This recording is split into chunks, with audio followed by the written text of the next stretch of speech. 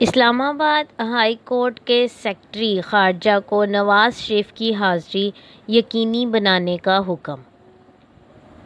اسلام آباد high court کے assistant registrar نے سابق وزیر اعظم اور مسلم لیگ نون کے قائد نواز شریف کے وارنٹ گرفتاری جاری کرتے ہوئے سیکرٹری خارجہ کو 22 ستمبر کو عدالت میں ان کی حاضری یقینی بنانے کی ہدایت کر دی۔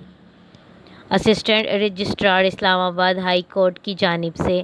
جاری وارنٹ میں کہا گیا ہے کہ عدالت نے 15 ستمبر کو سابق وزیر اعظم نواز شریف کی العزیزیہ اور ایون فیلڈ پراپرٹیز ریفرنس میں ان کی حاضری سے استثناء کی درخواست پر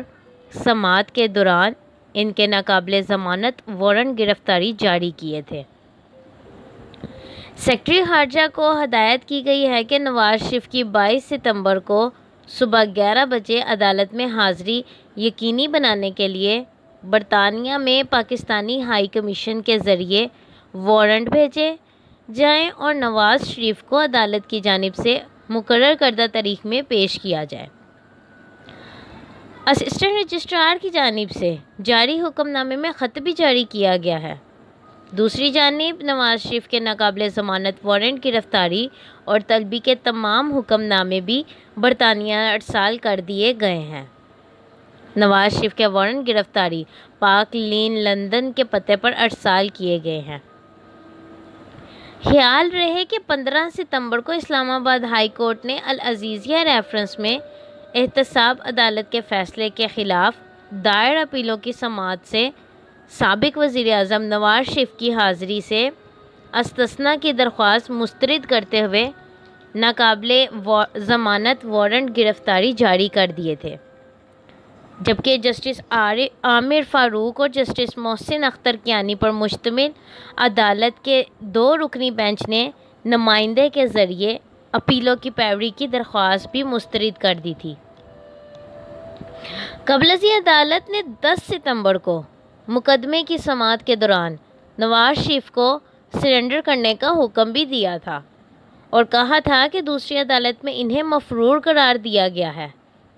جبکہ ان کی درخواست کی قابل سماعت ہونے سے متعلق دلائل طلب کرتے ہوئے سماعت ملتوی کر دی تھی۔ اسلام آباد کے احتسابی عدالت نے 9 ستمبر کو توشہ خانہ ریفرنس میں سابق صدر آصف علی زرداری، سابق وزیر اعظم یوسف رضا گیلانی، عبدالغنی مجید اور انور مجید پر فرد جرم عائد کر دی، جبکہ سابق وزیر اعظم نواز شریف کو اشتہاری قرار دیا گیا تھا۔ احتسابی عدالت کے جج سید اصغر علی نے توشہ خانہ ریفرنس کی سماعت کی تھی اور کیس کی سماعت کو 24 ستمبر تک کے لیے ملتوی کرتے ہوئے سابق وزیر اعظم نواز شریف کی منقولہ اور غیر منقولہ جائیداد کی تفصیلات طلب کر لیں۔ عدالت نے یہ بھی کہا تھا کہ 7 دن میں یہ تفصیلات پیش کی جائیں، جبکہ عدالت نے نواز شریف کے دائمی وارنٹ گرفتاری جاری کر دیے۔